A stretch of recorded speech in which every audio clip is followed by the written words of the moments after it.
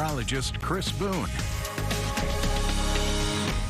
Well, let's start off with the tropics for our weather update. Again, Tropical Storm Carl in the Gulf of Mexico, but it has stayed well off towards the southeast. In fact, it's actually slowing down. It's been moving to the north at 2 miles per hour. It's getting ready to kind of reverse its course, start drifting further towards the south. That's going to be moving in towards the Mexico area and towards the Gulf of Tehuantepec as it continues moving further towards the south. Winds, again, at 60 miles per hour. They're not expecting any impacts for us here in the United States or for much of the Concho Valley. In fact, we've been seeing very summer-like temperatures, again, temperatures in the upper 80s and low 90s across much of the southern plains and towards parts of the southeast. We've seen some of those lingering showers out along the Appalachians, those cooler temperatures staying well off towards the north. That's going to be that second push of some cooler air make its way in towards our area. This first one, it's going to be a little bit of a cool down, but not seeing as much rain with it. Again, seeing most of the rain off towards the east, out and towards Tennessee, parts of Georgia, and even through much of the Great Lakes as well.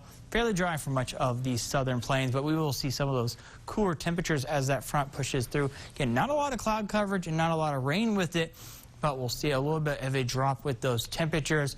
Didn't see any clouds across the Concho Valley. Looking at our cactus cam, again, clear blue skies. Temperatures very summer-like, above average. In fact, 91 for an afternoon. Again, right now at 91 degrees. Dew points are starting to creep up a little bit. Again, not nearly close to the 60s where we saw those humid conditions the past couple days. Back down into the 50s, so a little bit drier out there. Those winds out of the north at 14 miles per hour. That's going to really pick up as we go through the evening hours. Start to see that cold front make its arrival. Bring in that cool air. Again, that's going to cool us back down into those mid-80s. Last night, dropped down into those low 60s, quickly climbed up into the low 90s across the area.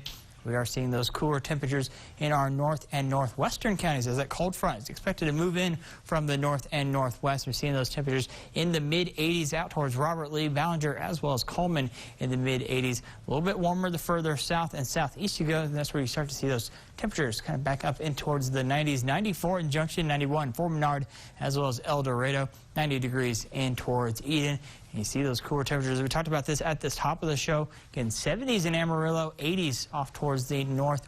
100 in Waco, no thank you. We'd like to see these cooler temperatures. That's going to be working its way in towards our area as we go through the rest of the evening. But it's also going to be bringing those drier conditions. You see those dew points back behind that front as well into the 40s and 30s. So again, not going to be seeing as much rain chances. We'll be watching our next cold front for the better rain chances. Tonight, cooling off into the mid-50s, so about 10 degrees cooler than what we saw last night.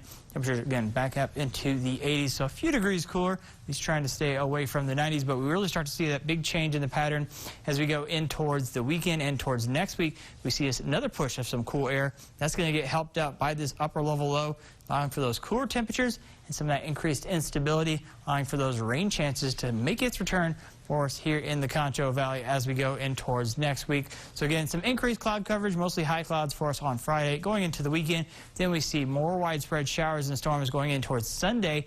That's going to be Sunday afternoon, continuing in towards Monday as well. So a lot more widespread across the entire Lone Star State.